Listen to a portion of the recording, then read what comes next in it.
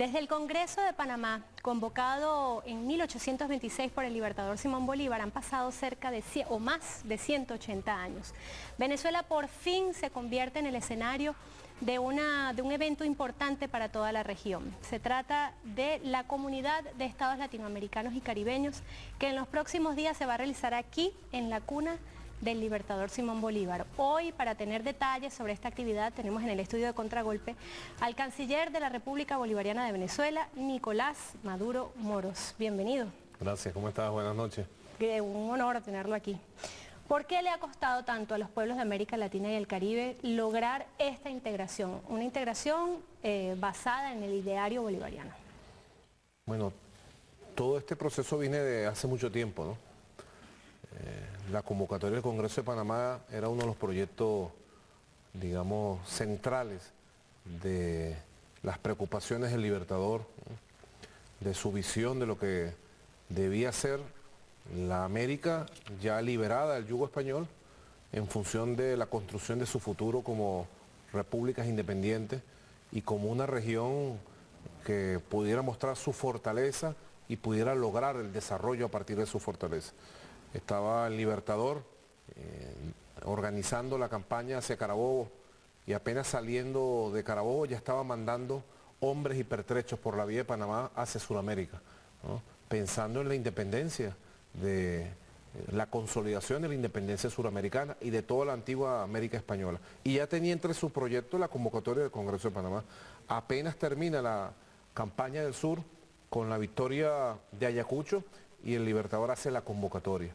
Y comienza entonces un largo camino para la construcción de lo que hoy se conoce como los proyectos de integración. El libertador habló fue de la unión, como lo ha recordado y lo ha reivindicado el comandante Hugo Chávez durante ya casi 2 décadas a nivel público. El libertador hablaba de la unión de la América antes española, de la unión de la América antes colonia. Y comenzó, bueno, un largo proceso que siempre tuvo la debilidad de la división del poder que adquirió las oligarquías locales que fraccionaron y destruyeron el proyecto unionista primigenio de los libertadores y también la amenaza del imperio hegemónico, o digamos que el libertador pudo ubicar con tiempo el imperio estadounidense que adquirió una gran capacidad de influencia y al final en el siglo XIX y principios del siglo XX terminó imponiéndose el concepto monroísta, no el bolivariano, el concepto panamericanista, que fue la integración para la dominación. Hoy estamos llegando a un momento especial de nuestra historia, ¿no? Las fuerzas progresistas, democráticas, patrióticas, transformadoras, revolucionarias, diversas del continente, han logrado colocar en la agenda de nuestra región un punto fundamental que es el avance hacia proyectos de unión.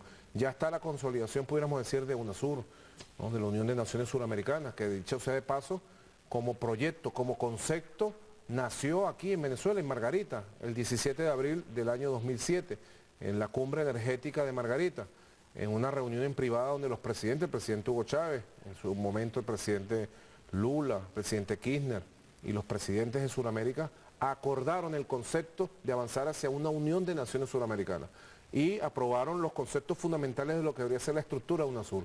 Hoy podemos decir que UNASUR ha vivido un proceso de consolidación desde el punto de vista político, desde el punto de vista organizativo y es uno de los grandes motores del paso histórico que se va a dar el próximo 2 y 3 de diciembre aquí en Caracas, que es la creación de la Comunidad de Estados Latinoamericanos y Caribeños. ¿Y cuál es la diferencia entre la UNASUR, constituida ya como un bloque político, y esta naciente Comunidad de Estados Latinoamericanos y Caribeños, más allá de la evidente inclusión de estos países que están más allá del Mar Caribe? Bueno, más que diferencia pudiéramos decir, son procesos que marcan la misma corriente histórica, ¿no? Una corriente de avance hacia la unión en la diversidad política, ideológica, la diversidad cultural, pero que al final enmarca una identidad común de América Latina y del Caribe. ¿Cuál es esa identidad común? La identidad común está en la búsqueda, en primer lugar, desde nuestra cultura, desde nuestras costumbres, desde nuestra fortaleza de pueblos del sur que buscan su desarrollo, la búsqueda de la independencia, del desarrollo conjunto, de la construcción de una gran zona política, económica, social, cultural, que se desarrolle en sus relaciones internas y que se presente frente al mundo en condiciones de integrarse al mundo en términos de beneficio mutuo. ¿Cuáles son los principios y valores que van a regir la CELAC, la Comunidad de Estados Latinoamericanos y Caribeños? Bueno, hay un conjunto de documentos que se están debatiendo en este momento, que vienen trabajándose, están bastante avanzados y que seguramente van a ir señalando los elementos claves de los principios, ¿no? En primer lugar, consolidar la independencia de nuestros países, ¿no? En segundo lugar, el respeto a la autodeterminación y soberanía de nuestros países y nuestra región. En tercer lugar, declarar nuestra región como una gran zona de paz y de desarrollo, ¿no? De desarrollo integral de toda la región que hoy se llama América Latina y el Caribe. En todo caso, son tres grandes zonas o fachadas: Centroamérica, el Caribe y Suramérica.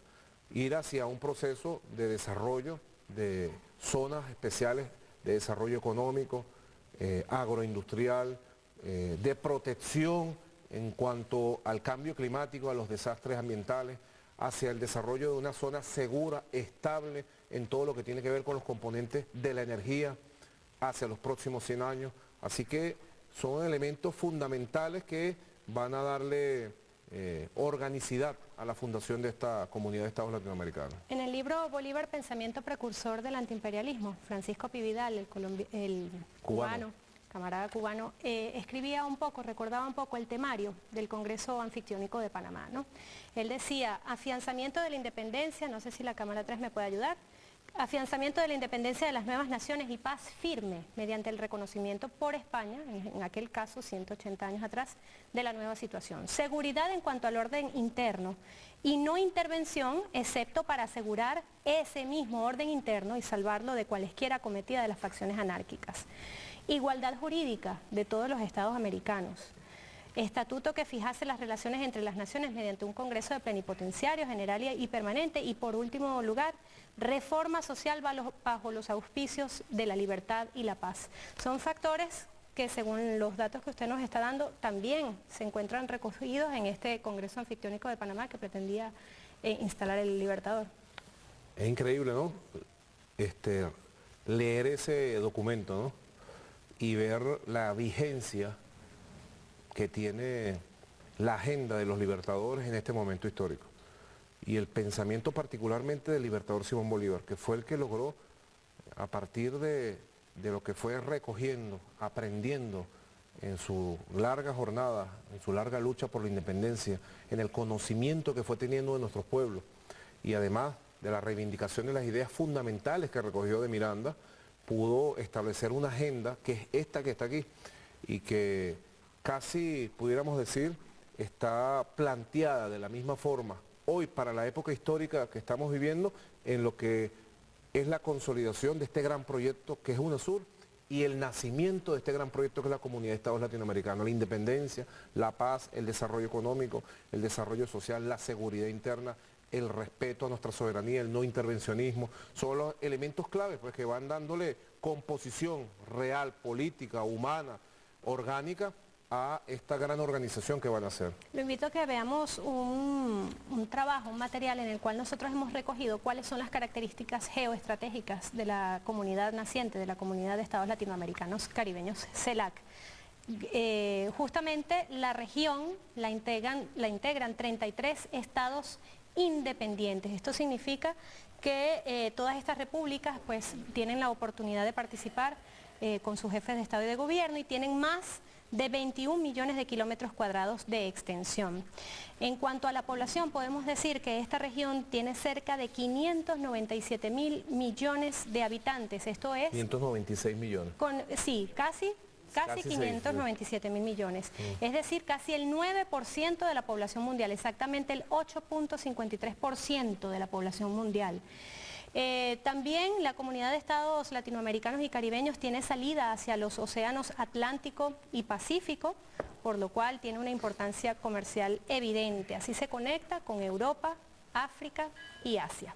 Bueno, son parte de de estas características que hacen justamente que la región se una para lograr un objetivo común. Más allá de la independencia también hay otros objetivos, ¿no? Me refiero a los del desarrollo social, al tema energético, donde hay países de la región que son grandes potencias desde el punto de vista de los hidrocarburos. ¿Cómo se están moviendo en ese ámbito? Sí, pudiéramos decir que se trabajaron 5 temas fundamentales. El tema político, que tiene que ver con la constitución de la CELAC, su manera de funcionar, su estructura organizativa, cómo toma las decisiones, cómo se convoca, ¿no? Es un paso gigantesco. Y 4 temas, pudiéramos decir, de 4 sectores vitales. Uno, el tema energético. Hubo aquí una reunión de ministros de energía para la preparación de este evento y hay un conjunto de propuestas que están en la declaración que se está trabajando. El tema social, del desarrollo social, del desarrollo de la salud, la educación, el derecho alimentario de nuestros pueblos, el tema del cambio climático y el tema ambiental y el tema económico-financiero, ¿no? Que es un tema vital, sobre todo si vemos lo que es la crisis económica mundial, la crisis económica de los países capitalistas del norte, todas sus consecuencias, sus amenazas y la gran fortaleza que hoy tiene nuestra región.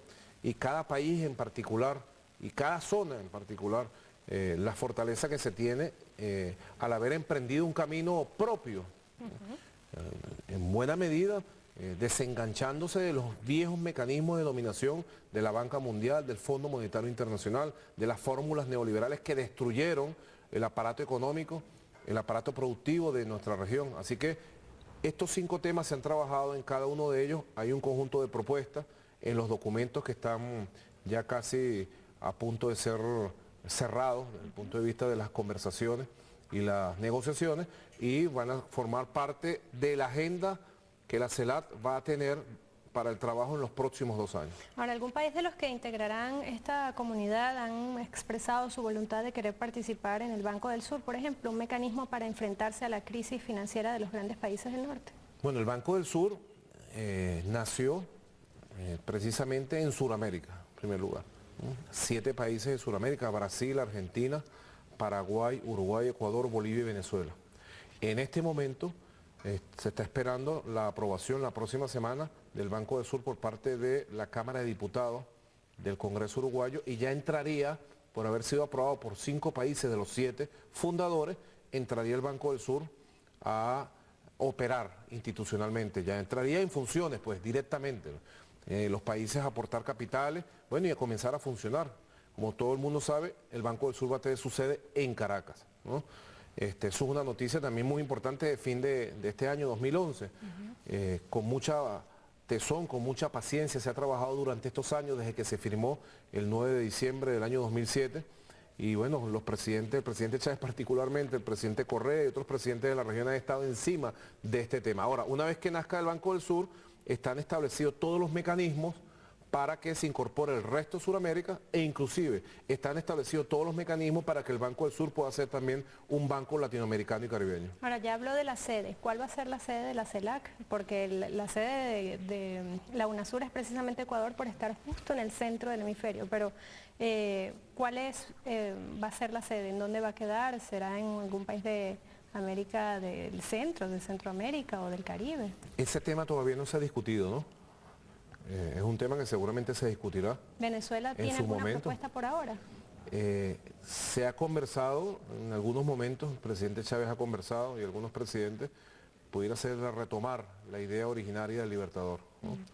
Pero es un tema, pudiéramos decir, todavía delicado, que falta por conversar, y no es bueno adelantar ningún tema de esas características hasta tanto no lo vea la plenaria de los propios presidentes. Ya existen varios mecanismos de integración en la región.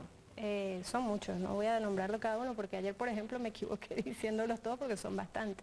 Pero esto justamente significa que hay una gran cantidad de mecanismos que existen en estos momentos. ¿Qué van a hacer con ellos? ¿Qué va a ocurrir? ¿Van a disolverse? ¿Se van a asumir como parte de la CELAC? ¿Qué dicen los órganos internacionales sobre el tema? Bueno, cada organismo ha respondido a un momento histórico de nuestra región, ¿no? Y ha cumplido un papel. En todo caso, vendría ahora un proceso de evaluación, ¿no? Está la CAN, Mercosur, el SICA, CARICOM, la Asociación de Estados del Caribe. Petrocaribe. Bueno, hay organismos nuevos, muy exitosos, que tienen una gran raíz hoy por hoy, Petrocaribe, el ALBA, ¿no? Y está UNASUR, ¿no?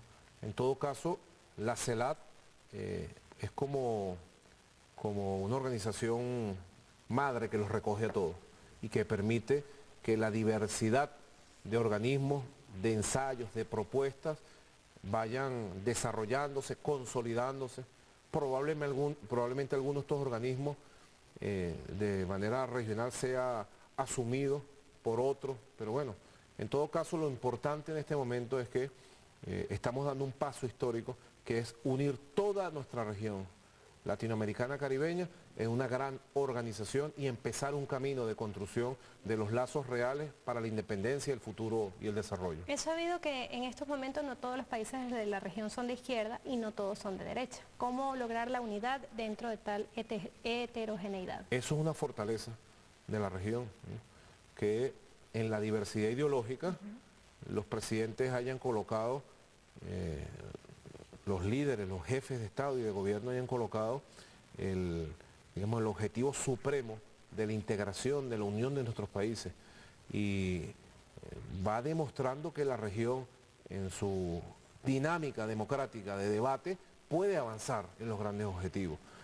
Desde las opiniones de los movimientos populares, revolucionarios de izquierda, que hoy son gobierno, hasta las opiniones de las organizaciones, fuerzas políticas de derecha, centro derecha que pueden estar gobernando. Así que todos son bienvenidos. Pudiéramos decir que la unión en la diversidad de América Latina y del Caribe es una de las grandes fortalezas de este momento histórico. ¿Considera que es posible que Estados Unidos intente sabotear o de alguna manera, no sé, crear una ofensiva diplomática para evitar la conformación de la CELAC? Históricamente ha sido así. Las fuerzas hegemónicas que han dominado los Estados Unidos han trabajado por la desintegración, la división, el debilitamiento de nuestro continente, de nuestros países, ¿no? La dependencia de nuestros países.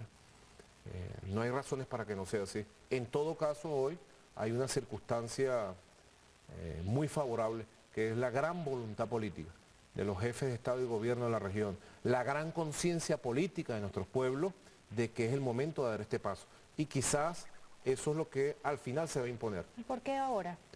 Ahora porque han madurado las condiciones, ¿no?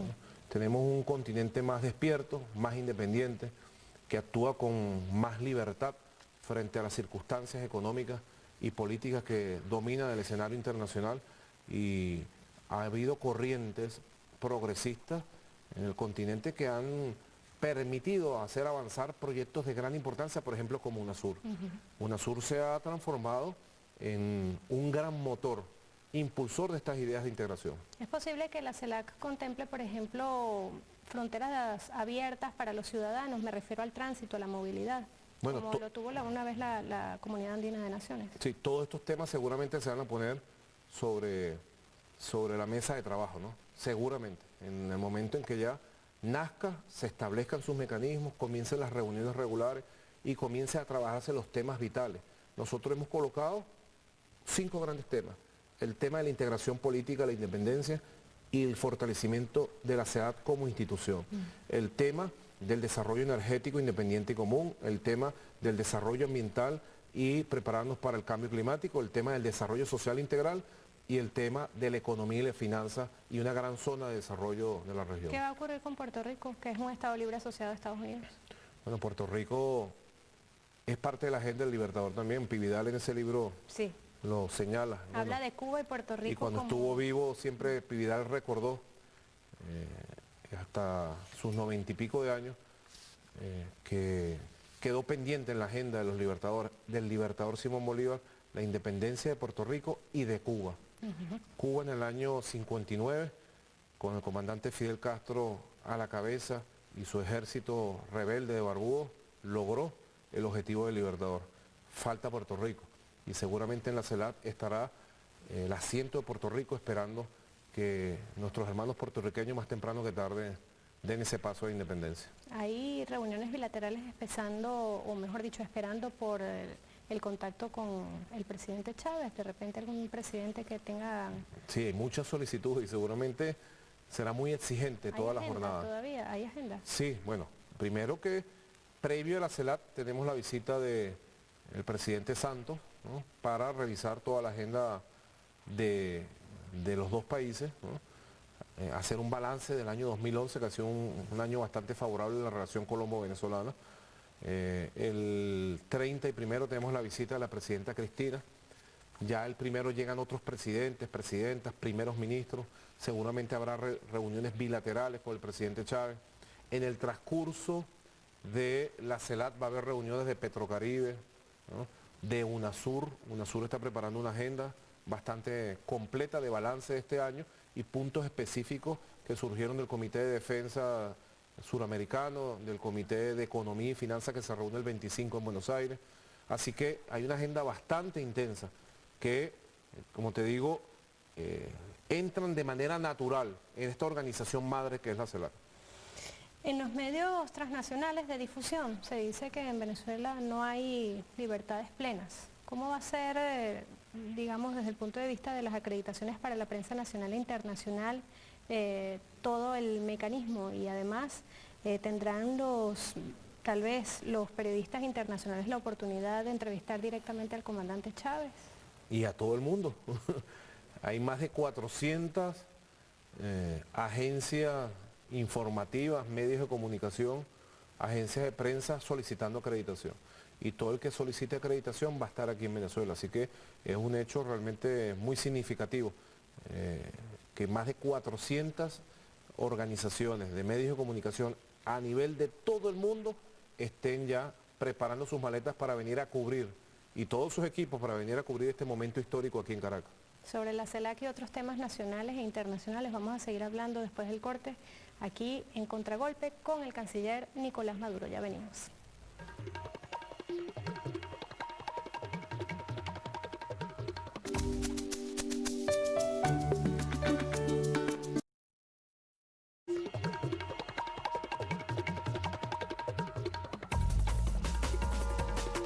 Seguimos con más de Contragolpe en esta emisión especial que llevamos a ustedes en ocasión de celebrarse ya dentro de muy poco la inauguración y puesta en marcha de la Comunidad de Estados Latinoamericanos y Caribeños bajo el ideario del Libertador Simón Bolívar, y seguimos aquí con el canciller Nicolás Maduro Moros. Bueno, y una de las preguntas un poquito más que tienen que ver con el pueblo, ¿no? ¿Cómo se benefician los pueblos de nuestra América con la creación de este mecanismo de integración? Bueno, los beneficios, en primer lugar, está en que mientras más sólida y consolidada esté nuestra región y nuestros países tengan mayores niveles de soberanía para su toma de decisiones, nuestros pueblos van a tener la posibilidad de tener gobiernos que respondan a las necesidades reales. Sí. En segundo lugar, que todos estos mecanismos permiten compartir fórmulas, por ejemplo, para el combate contra la pobreza, para la lucha por la igualdad, compartir experiencias que se están obteniendo, ¿no? Por ejemplo, nosotros hemos expuesto en todos estos foros las experiencias de las misiones, de las grandes misiones, de cómo estamos combatiendo el analfabetismo, todos los procesos educativos, de cultura que vive el país, de avance en los procesos alimentarios, productivos, y así recogemos también en estos mecanismos digamos, las fortalezas que van construyendo otros países. Y a mediano plazo está la construcción de la infraestructura, de los lazos económicos, financieros que la región va a tener como una región de fortaleza. Así que todo eso va derivando, así como hemos tenido siglo y medio desarticulados, dependiendo, subordinados a centros de poder foráneos, colocando nuestras energías y nuestro trabajo y las fortalezas de los recursos naturales de nuestros países para la riqueza de las transnacionales, va a ser a la inversa los procesos que estamos viviendo.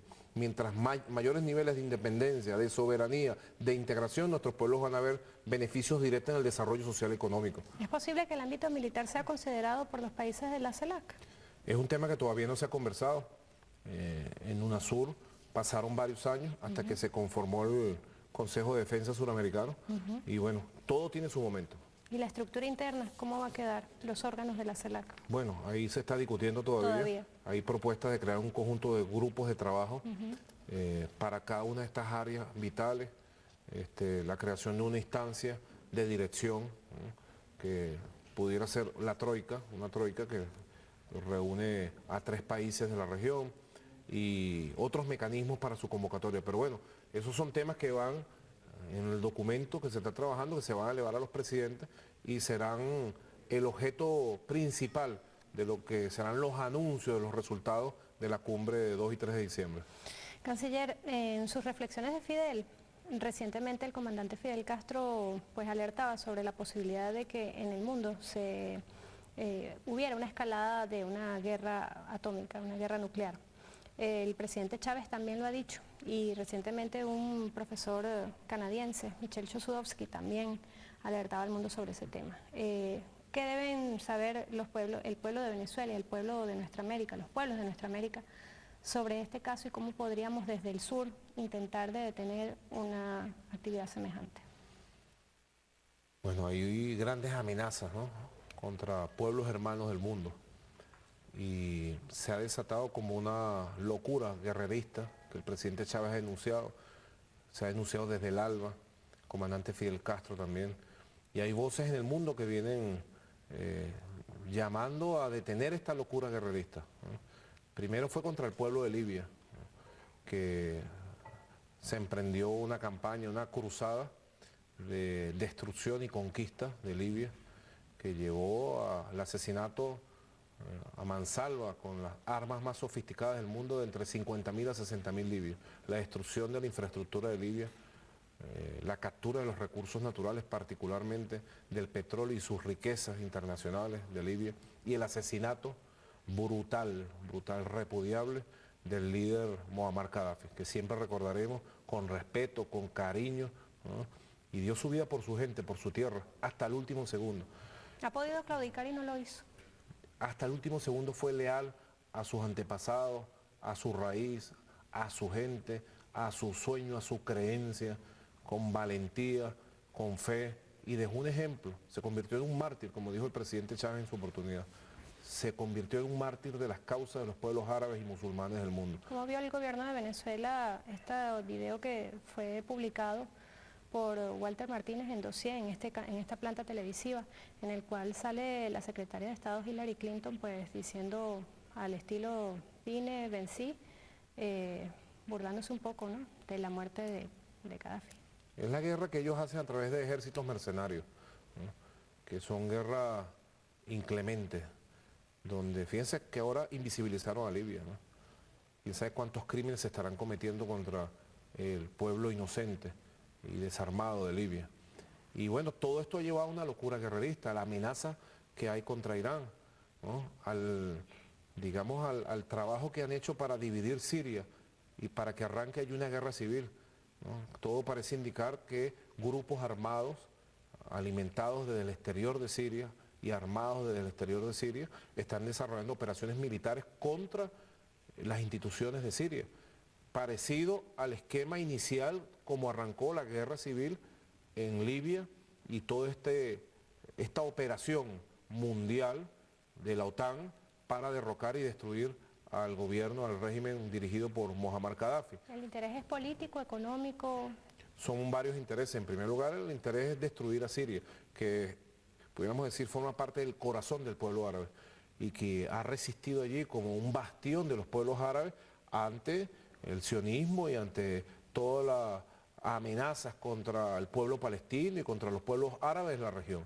Es un bastión. Bueno, el gobierno de Bashar al-Assad, el Estado sirio, están tomando medidas para garantizar la estabilidad y la paz. Nosotros estuvimos allá hace 1 o 2 meses. Allá aman al presidente Chávez. Sí, totalmente, el pueblo árabe, pero particularmente el pueblo árabe de Siria. Así es. Y nosotros pudimos constatar en Damasco y con venezolanos sirios que viven en diversas ciudades que el pueblo sirio quiere paz, rechaza el intervencionismo, rechaza a estos grupos que están buscando una guerra civil, ¿no? Y bueno, nosotros respaldamos todos los esfuerzos del gobierno sirio por restablecer la tranquilidad, por mantener la independencia y la paz y la estabilidad del pueblo sirio. Y las amenazas contra el pueblo iraní también, que son rechazables y que, demuestran la locura hasta donde pudieran llegar estas fuerzas imperialistas, sobre todo en el marco de la crisis que está viviendo el capitalismo del norte, la crisis económica y toda la crisis social que se ha desatado, que los hace más peligrosos ahora, porque ellos siempre han drenado, han canalizado sus crisis económicas, sus crisis morales, políticas y sociales por la vía de la guerra contra los pueblos débiles del sur. Siendo Venezuela el mayor productor de petróleo en el mundo, ¿está a salvo de estas agresiones imperiales? Nuestro país tiene un alto nivel de seguridad interna y una gran capacidad para preservar nuestra tranquilidad, nuestra seguridad, ¿no? El presidente Chávez ha logrado fortalecer, digamos, la conciencia nacional sobre nuestra independencia, sobre la necesidad de la paz, pero además las instituciones. Una Fuerza Armada Nacional Bolivariana, digamos, cada vez mejor preparada, mejor entrenada, mejor equipada, pero además tenemos una región que ha sido declarada Sudamérica, una región de paz, una zona de paz, y contamos en toda la región, con la voluntad política de los pueblos, de los gobiernos de la región para preservar nuestra región cada vez más como una zona de paz. En los últimos tiempos hemos visto cómo precandidatos de la oposición se han hecho eco de declaraciones que se han emitido, por ejemplo, como la de William Brownfield recientemente, en el que decía que Venezuela era un país narcocomplaciente. La diputada María Corina Machado, que actualmente está participando en estas primarias de oposición, otros también le hacían el juego, como Enrique Capriles Radonsky. ¿Qué podemos esperar para el escenario electoral del año 2012? Estos grupos son grupos altamente dependientes, ¿no?, y débiles frente a las influencias que la derecha estadounidense ejerce sobre ellos, ¿no? Y además son gente que no siente la patria, no ama esta patria, no la defiende, no. Son grupos apátridas realmente, ¿no? Que por eso es que son rechazados por las grandes mayorías de nuestro pueblo, ¿no? Pues nuestro pueblo tiene una gran conciencia. Y bueno, ahí no solamente es por las posturas diarias, también se pudo ver en esto que ellos llamaron debate, que fue una especie de un show mal hecho, con un guión aprendido y repetido casi como coro por todo, ¿no? Yo creo que nuestro país está muy claro sobre cuál es la postura de ellos. Y sencillamente aquí la elección del próximo 7 de octubre, una vez más, y ahora con más claridad y crudeza, se va a presentar entre quienes queremos patria, quienes creemos en la patria, quienes reivindicamos el ideal de nuestros libertadores y creemos que solo con un país independiente plenamente, soberano plenamente, podemos construir el futuro de nuestros hijos, y los que sencillamente se han arrodillado y están subordinados por siempre a los intereses imperiales que quieren saquear este país y volverlo a poner de rodillas. Esa es una elección que se está tomando todos los días. Yo creo que las grandes mayorías de nuestro pueblo ya tienen su conciencia cuál es el camino. Lo demuestran las encuestas, todas las encuestas, que oscilan en un altísimo nivel de apoyo al liderazgo del presidente Hugo Chávez. Hay encuestas que dicen que el 62% de la población en estos momentos apoya al presidente Chávez. ¿Cómo se corresponde eso con 12 años de gobierno? Bueno, que esto es un liderazgo de carácter histórico, esto no es un liderazgo coyuntural para unas elecciones o hecho a través de la publicidad, sustentado a través de discursos escritos o frases hechas de publicistas traídos del exterior, ¿no? Es un proyecto histórico que se ha levantado en el país. Presidente Chávez ya, su liderazgo público va a cumplir ahora 20 años, el 4 de febrero. ¿Y qué ha pasado en 20 años? Habría que revisar todas las coyunturas que ha pasado. Y ahí está el presidente con su moral, ahí está con su planteamiento transparente frente al país, dando pasos siempre cada vez más arriba y más adelante en el proceso de construcción de un proyecto verdaderamente de desarrollo nacional. Desde las primeras ideas que se conocieron hace 20 años del Proyecto Nacional Simón Bolívar, hasta las propuestas del Proyecto Nacional Simón Bolívar aprobados recientemente y las propuestas de construcción del socialismo. Son 20 años de construcción, de elaboración, de realizaciones concretas, ¿no?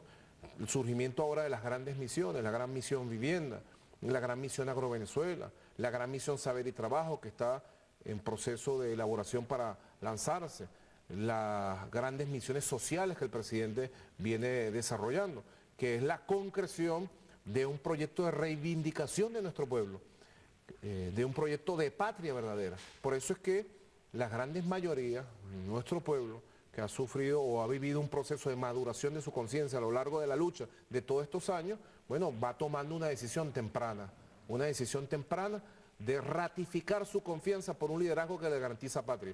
Y esa es la gran decisión que nuestro pueblo va a tomar en términos concretos el 7 de octubre del próximo año. La nueva ley del trabajo, algunos la han calificado como una medida populista y electorera.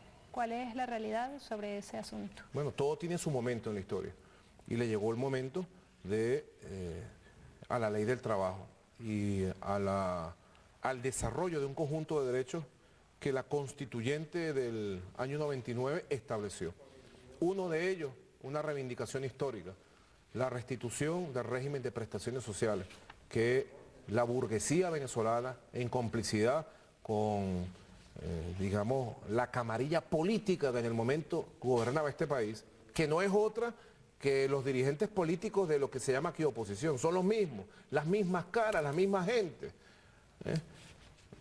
Esa misma camarilla política, esa burguesía, cumpliendo órdenes del Fondo Monetario Internacional, el Banco Mundial, saquearon a los trabajadores venezolanos, pero particularmente fueron objeto de un crimen social que se cometió en el año 97, que fue el robo de las prestaciones sociales que se hizo contra los trabajadores venezolanos. Bueno, ahora el presidente Chávez ha convocado a la clase obrera y a todo el país para construir una nueva ley del trabajo, que además sea una ley del trabajo que señale el camino de un nuevo concepto del trabajo en función del socialismo. Y una de las tareas principales que ha colocado el presidente es la construcción de un nuevo sistema de prestaciones sociales que logre lo que son los principios constitucionales reivindicadores del derecho que a los trabajadores se les quitó, que proteja la antigüedad y que proteja al trabajador y su patrimonio para los momentos de cesantía. ¿Habrá la posibilidad de que se extienda el postnatal para las madres?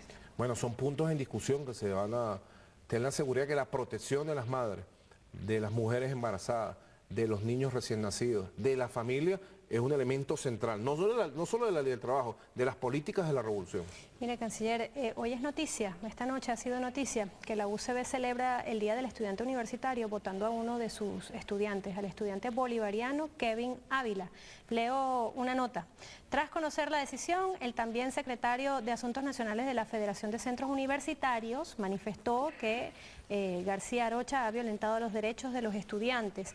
Esta expulsión aparentemente se da por irrumpir en una asamblea de estudiantes en el Consejo Universitario 15 días después del asesinato del estudiante Pedro Trejo, hecho ocurrido dentro de la UCB en abril pasado para robarle su moto, y comenzó, según él, según dice el Consejo Universitario, a agredir verbalmente a la rectora García Arocha.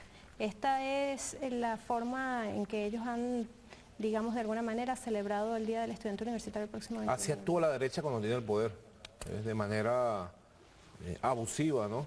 Represiva. De esa forma se trató el movimiento estudiantil aquí toda la vida, hasta que llegó la revolución. Si tuviera cañones, ballenas y eso, le lanzara las ballenas, estoy seguro, ¿no? Tiene el mecanismo que ha utilizado de expulsión. Me imagino que el compatriota Kevin Ávila, al cual le hacemos llegar toda nuestra solidaridad política, humana, para con su causa, que sabemos que es un joven estudiante, un joven honesto, luchador de la Universidad Central de Venezuela. Bueno, él tendrá que hacer las acciones de carácter legal para garantizar su derecho al estudio. El derecho al estudio está garantizado por la Constitución y las leyes de la República. Y estoy seguro que el Estado de Derecho funcionará y se le restablecerá su pleno derecho al estudio a este estudiante de la Universidad Central de Venezuela. Que así sea. Ilich Ramírez, alias Carlos el Chacal. En estos últimos días el presidente se refirió a su participación como combatiente de la OLP. ¿Cuáles son las acciones que ha venido llevando a cabo el gobierno bolivariano para garantizar los derechos de este venezolano independientemente de las acciones de las cuales se les acusa?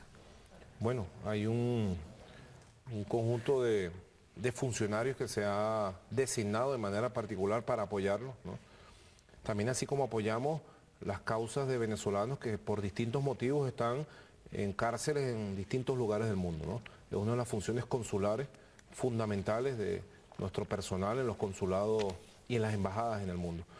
Particularmente en el caso de Iris, estamos en contacto con su familia, apoyando en todo lo que es posible y un poco más allá, desde el punto de vista humano, legal, diplomático, logístico, para que se le garantice su derecho a la defensa y él pueda continuar, digamos, su proceso de defensa frente a los tribunales franceses. Hoy también se cumple un año más del asesinato de Danilo Anderson. ¿Su reflexión sobre ese tema? Es una deuda de la justicia venezolana, una deuda de todos nosotros.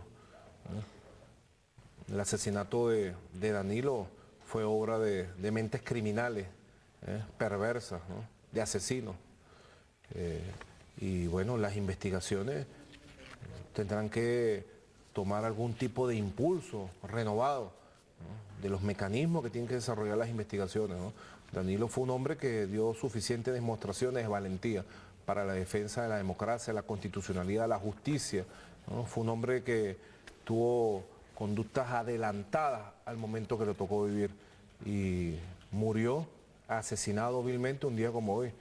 Honor y gloria pues a su memoria, y acompañamos en su memoria a toda la gente que lo quiso, a sus familiares, a sus compañeros de lucha, y ojalá más temprano que tarde haya justicia verdadera, se puede encontrar con sus autores, sobre todo con los autores intelectuales de su crimen.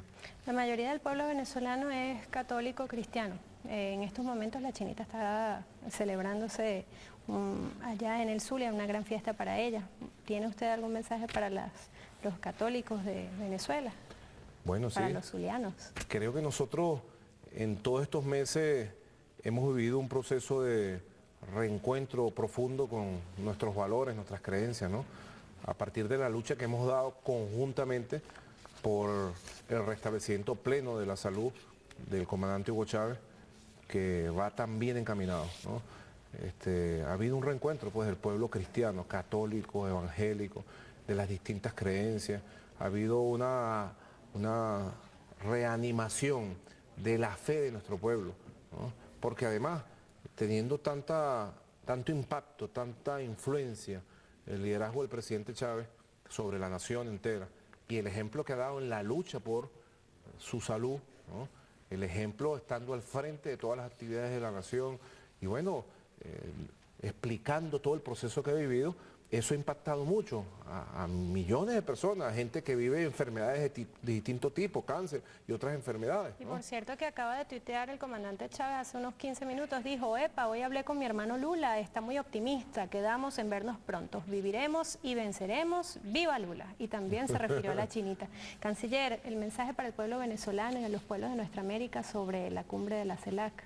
Bueno, a todo el pueblo de Venezuela, sobre todo a los pueblos que viven aquí en Caracas, a los alrededores de Caracas, vamos a prepararnos para recibir con un gran abrazo, una gran sonrisa, con la solidaridad más hermosa que pueda expresar nuestro pueblo a los jefes de Estado, a los jefes de gobierno que vienen de los 33 países de América Latina y el Caribe. Estamos en el camino de los libertadores, estamos en el sueño de los libertadores y le ha tocado al pueblo venezolano que está en época bicentenaria vivir este momento especial.